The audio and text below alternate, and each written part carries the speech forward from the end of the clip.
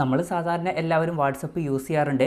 ഇപ്പോൾ WhatsApp use ചെയ്യുന്ന സമയത്ത് സാധാരണ വാട്സപ്പിൽ ഡിഫോൾട്ടായിട്ട് ഇതുപോലുള്ളൊരു ഫോണ്ടാണ് വരാറ്. ഇപ്പം ആൾക്കാരുടെ പേരൊക്കെ എഴുതി കാണിക്കുന്നതിന്.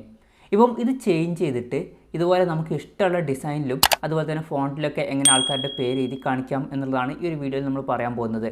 ഇപ്പം ഇത് പറയുമ്പം നമ്മൾ പല ആപ്ലിക്കേഷൻ്റെയും പെർമിഷൻ വാട്സപ്പിന് കൊടുക്കണം എന്നൊന്നും വിചാരിക്കരുത്. അങ്ങനത്തെ ആവശ്യങ്ങളൊന്നുമില്ല.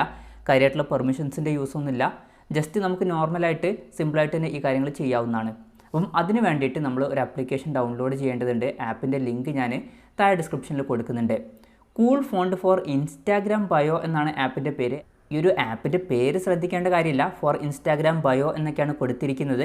നമുക്ക് ഇൻസ്റ്റാഗ്രാം ബയോയിൽ ഇത് യൂസ് ചെയ്യാം. അതല്ലാന്നുണ്ടെങ്കിൽ വാട്സപ്പിലും ഒക്കെ നമുക്ക് ഇത് യൂസ് ചെയ്യാവുന്നതാണ്. എന്തായാലും ആപ്പ് ഇൻസ്റ്റാൾ ചെയ്ത് വെക്കുക. അതിനുശേഷം കോൺടാക്ട്സിൽ പോവുക. കോൺടാക്ട്സിൽ പോയിട്ട് ഏത് കോൺടാക്ട്സിൻ്റെ ആ ഒരു ഡിസൈനാണോ ചേഞ്ച് ചെയ്യേണ്ടത് അത് സെലക്ട് ചെയ്യുക. ഇപ്പം എനിക്ക് ഈ ഒരു കോൺടാക്റ്റിൻ്റെ ആ ഒരു ഡിസൈനാണ് ചേഞ്ച് ചെയ്യേണ്ടതെന്നുണ്ടെങ്കിൽ അത് സെലക്ട് ചെയ്യുക. അത് സെലക്ട് ചെയ്തിട്ട് എഡിറ്റ് കോൺടാക്റ്റ് എന്നുള്ള ഓപ്ഷൻ കൊടുക്കുക.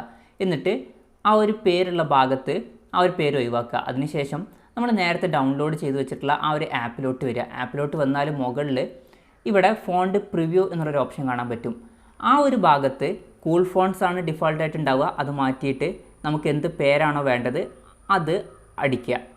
ഇപ്പം ഞാൻ ആ ഒരു പേരടിച്ചിട്ടുണ്ട്. പേരടിച്ചാൽ നമുക്ക് കുറേ ഡിസൈനും കാര്യങ്ങളൊക്കെ വരും. അപ്പോൾ നമുക്കിതിൽ ഏത് ഡിസൈനാണ് വേണ്ടത് എന്ന് വെച്ചാൽ ആ ഒരു ഡിസൈന് സെലക്ട് ചെയ്യുക. സെലക്ട് ചെയ്തിട്ട് കോപ്പി ടെക്സ്റ്റ് കൊടുക്കുക.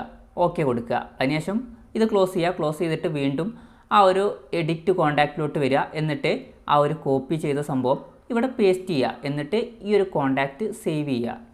ഈ ഒരു കോൺടാക്റ്റ് സേവ് ചെയ്തതിന് ശേഷം വീണ്ടും നമ്മൾ വാട്സപ്പിലോട്ട് നോക്കിയാൽ ഇപ്പം ഈ ഒരു കോൺടാക്റ്റ് ഇപ്പോൾ എങ്ങനെയാണ് കിടക്കുന്നത്, നമ്മളൊന്ന് റിഫ്രഷ് ചെയ്യുന്ന സമയത്ത് ആ ഒരു കോൺടാക്റ്റിൻ്റെ ആ ഒരു ഡിസൈന് മാറുന്നതായിരിക്കും. ഇപ്പം നോക്കിയാൽ നിങ്ങൾക്ക് കാണാൻ പറ്റും ആ ഒരു ഡിസൈന് മാറിയിട്ടുണ്ട്.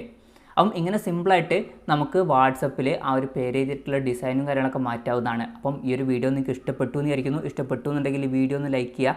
അതുപോലെ തന്നെ ഇതുപോലുള്ള വീഡിയോസ് ഇനിയും കാണാൻ താല്പര്യമുണ്ടെന്നുണ്ടെങ്കിൽ ഈ ചാനൽ ഒന്ന് സബ്സ്ക്രൈബ് ചെയ്യാവുന്നതാണ്.